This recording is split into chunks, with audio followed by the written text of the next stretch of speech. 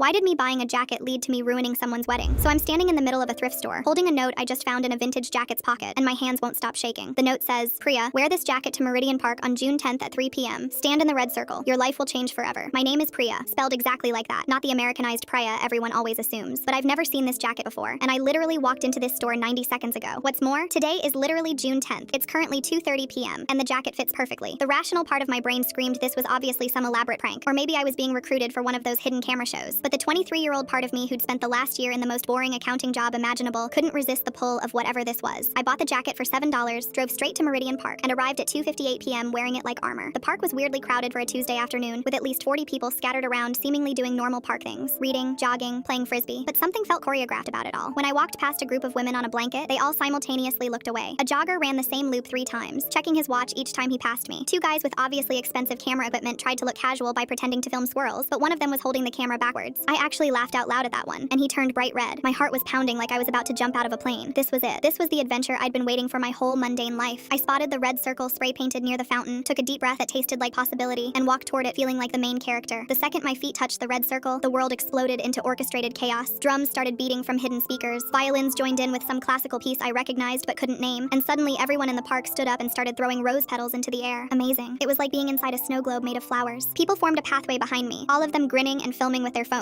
My heart was doing gymnastics in my chest. This was happening. This was really happening. Something magical, something extraordinary was finally happening to me. A voice behind me, nervous but determined, said, Priya, will you marry me? I spun around, already laughing and crying at the same time, ready to see who had orchestrated this incredible moment, ready to say yes to the adventure, ready for my life to finally begin. A man I'd never seen before in my life was kneeling in front of me, holding out a ring box. But when he saw my face, his face went from hopeful to confused to horrified in about 2 seconds. The ring tumbled from his shaking hands. Who the hell are you? He whispered, still on one knee while rose petals continued to fall around us like confused butterflies. You're not Priya. The music cut off abruptly. Someone in the crowd said, that's not her, Quinny. The guy, Quinny apparently, stood up slowly with his face pale. You're wearing her jacket, he said. I found this jacket at a thrift store. I managed to stammer out, suddenly realizing the awkwardness and absurdity of everything. Wait, what? Quinny's voice started cracking. The crowd started dispersing, muttering and embarrassed. Someone patted Quinny on the shoulder. The camera guys packed up their equipment, this time handling it correctly. Quinny continued saying, I just gave that jacket to my girlfriend 2 days ago, along with the note. She was supposed to find it and be here. Why are you here? My lips opened and my mouth made a sound that could only be described as the least obvious laugh. Well, about that. I read that note, and since my name is Priya, I thought it was for me. Quinny looked shocked, like someone had just electrocuted him. He pulled out his phone and called his girlfriend, who I could only deduce was also named Priya. She threw away the jacket, literally donated it to the thrift store because she didn't like it. Oh, so that's how I found it. I spent $12,000 on this. She ruined the whole proposal. Quinny sounded defeated, like the strength was just knocked out of him. Whatever, I don't even care anymore. Keep the jacket.